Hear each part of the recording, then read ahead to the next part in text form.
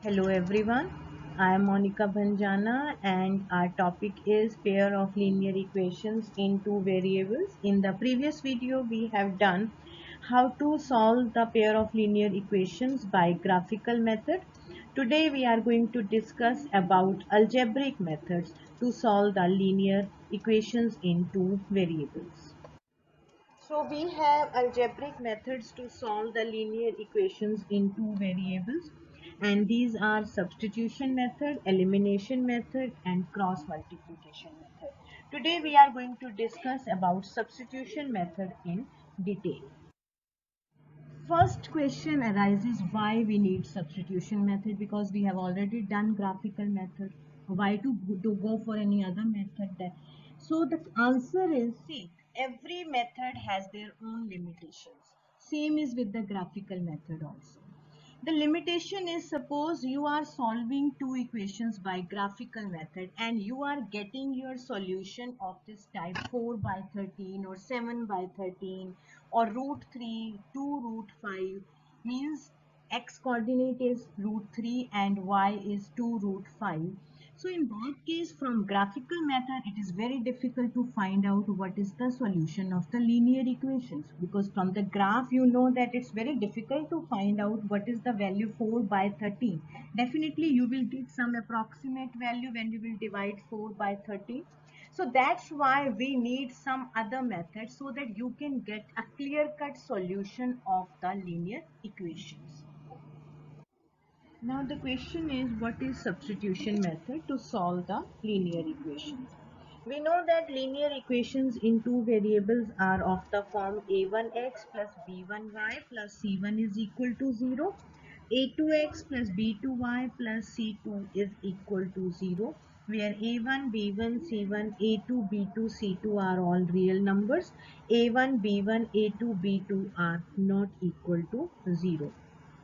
Now, how to apply this method in these type of equations? The first step is find the value of one variable, say y, in terms of another variable, that is x, from either equation, whichever is convenient. It means that both the equations are given to us. We will find out value of one variable in the terms of another variable from any of these two equations.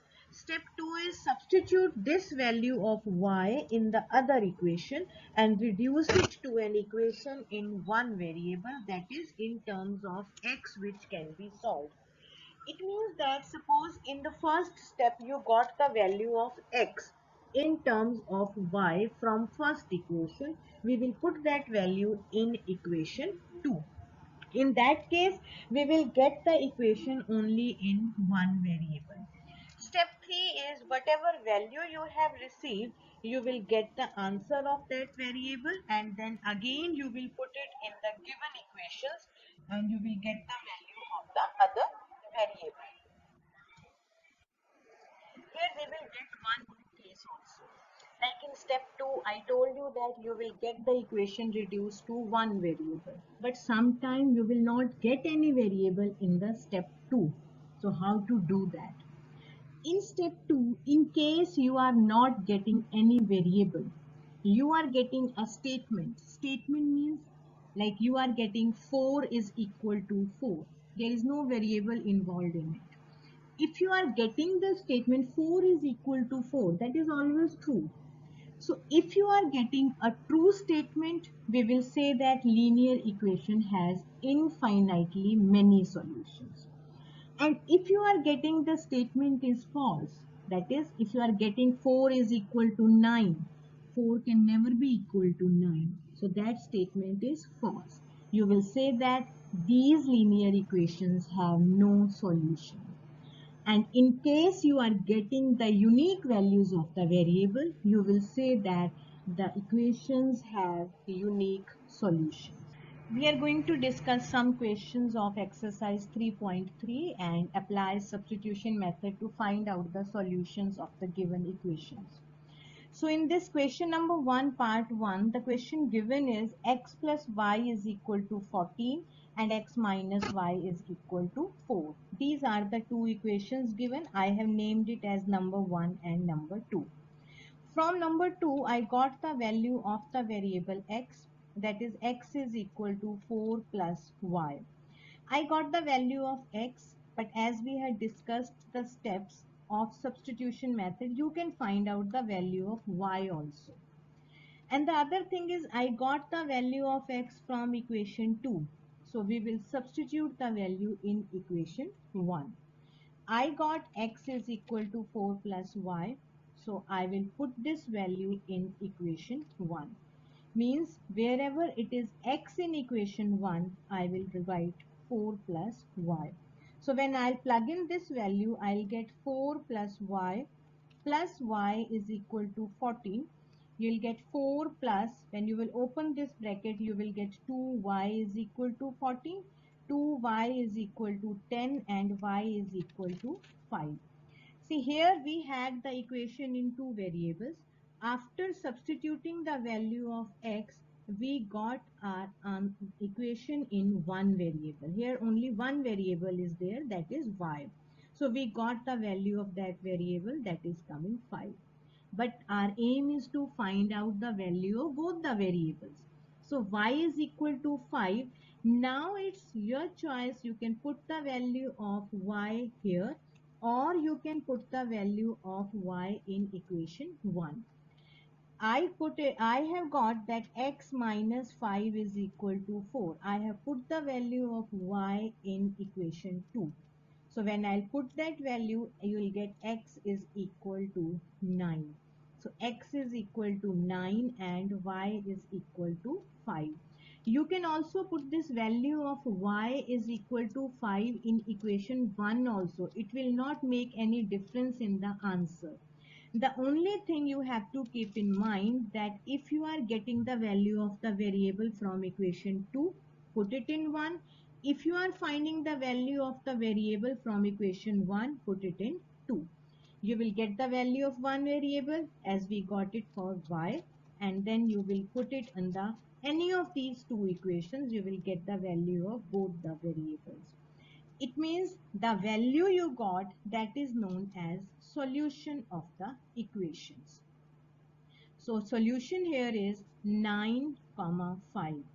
Please keep it in mind here, 9, 5. It means that x is 9, y is 5. Please write down the solution in the same order that these equations are given here. X is given first, so put the value of x first. Y is given after that, so put the value of y after that. 9, 5 means x is 9, y is 5. Please keep it in mind that you will write down that value first, whatever be the variable given, because otherwise the meaning will change. The next problem we are discussing, that is a very general situation you also come across. Whenever you travel by auto, the charges you pay, that is consist of some fixed charges and some variable charges. Means if you cover a distance of 1 kilometer or 2 kilometer, you have to pay some money as the fixed charge, and after that you have to pay some part of the money on the basis of the distance you have traveled. You pay the total amount consists of fixed as well as the variable charges. Here the question is the taxi charges in a city consist of a fixed charge together with the charge for the distance covered. For a distance of 10 km, the charge paid is 105, and for a distance of 15 km, the charge paid is 155. What are the fixed charges and the charges per kilometer?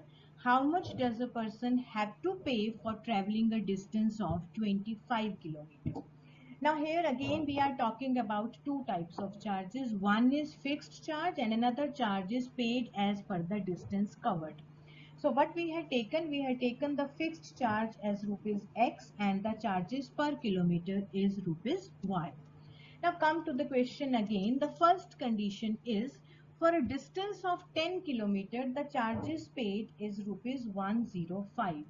Now when a person will travel 10 kilometer, he will pay some amount as the fixed charge and some amount as variable charges. Now fixed charge we have taken, that is X. it will not get affected how much distance a person is traveling. Whether he is traveling 10, 15, 25, that charge will remain only X. So as per the condition 1, he will pay X rupees, that is the fixed charge, plus he is covering 10 kilometer.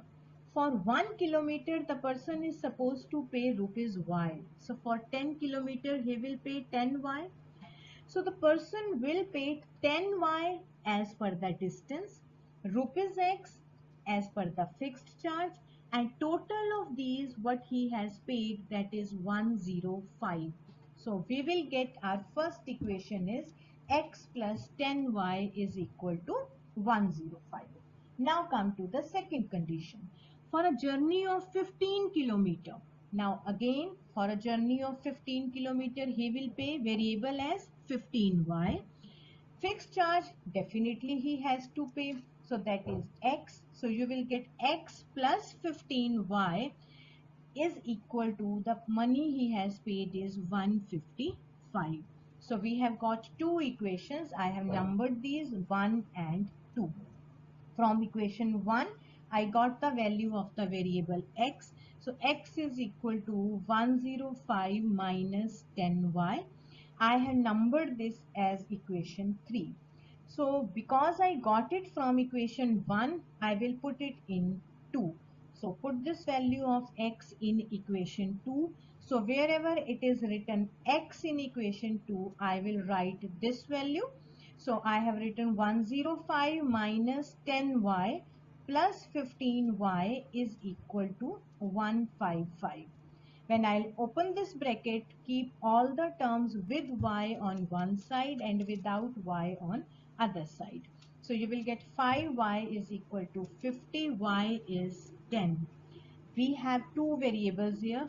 You got the value of one variable, put it in either 1 or 2 or in 3. You can put this value anywhere, you will get the value of the other variable. So I have put this value in 1.